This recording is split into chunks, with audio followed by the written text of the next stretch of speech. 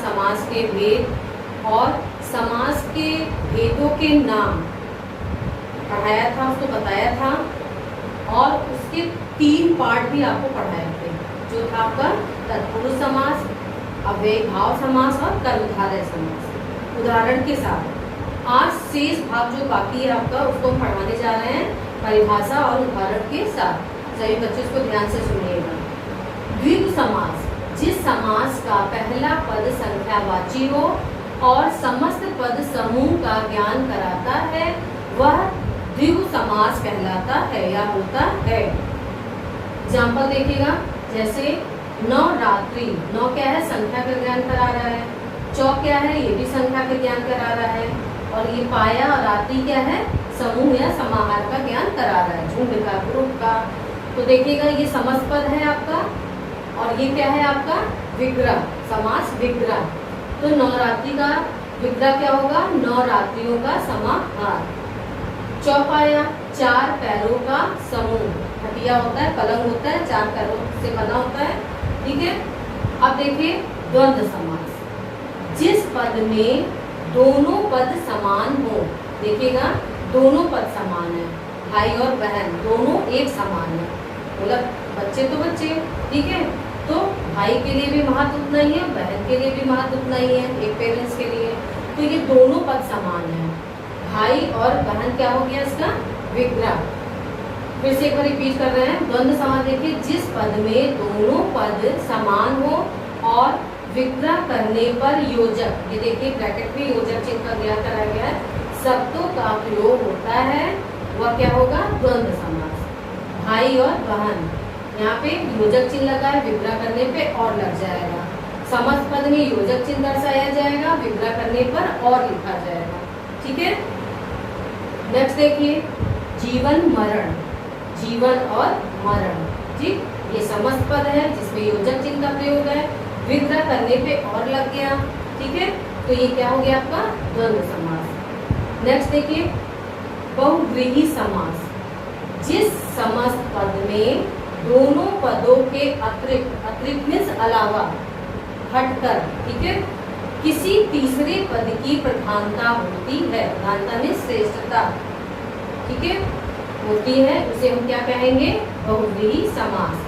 फिर से रिपीट कर रहे हैं, देखिएगा, जिस समस्त पद में, समस्त पद मीन्स ये पूरा पद, समस्त पद, ठीक है, पद में दोनों पदों के अतिरिक्त तीसरे पद की प्रधानता होती है, उसे क्या कहेंगे, बहुव्रीहि समास।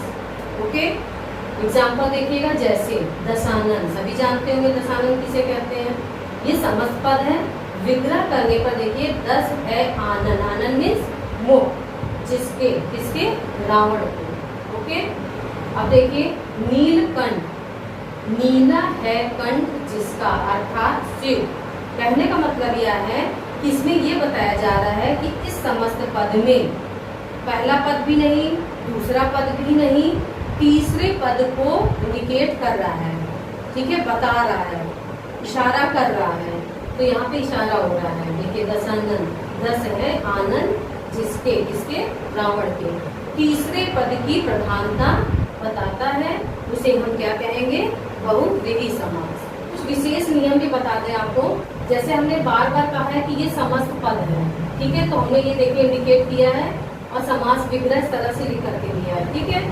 तो देखिए अब कभी कभी हमने आपको परिभाषा में बताया है कि पहला पद और दूसरा पद, तो नील जो है पहला पद है और कंठ जो है दूसरा पद है, ठीक है, जो हमने इसको नाम दिया है, नील को पहला पद दे दिया, कंठ को दूसरा नाम, दूसरा पद, और ये दो सब जो है मिलकर के क्या बन गया है, समस्त पद।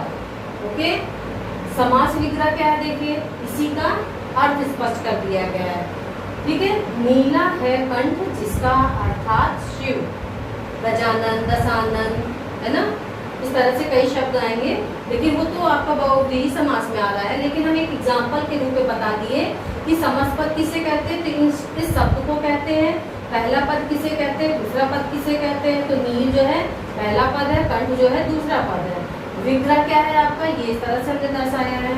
अब विशेष बात बताएं, जो आपके परीक्षा में हम लोग ज्यादा पूछते हैं प्रश्न, वो आपका विशेष, इसको ध्यान रखिएगा जो आपके परीक्षा उपयोगी है, ठीक है। तत्पुरुष समास में दूसरा पद प्रधान होता है। पूछेंगे कि तत्पुरुष समास में कौन सा पद प्रधान होता है, तो ये आंसर है आपका, ठीक है। मतलब विशेष बातें भी हैं।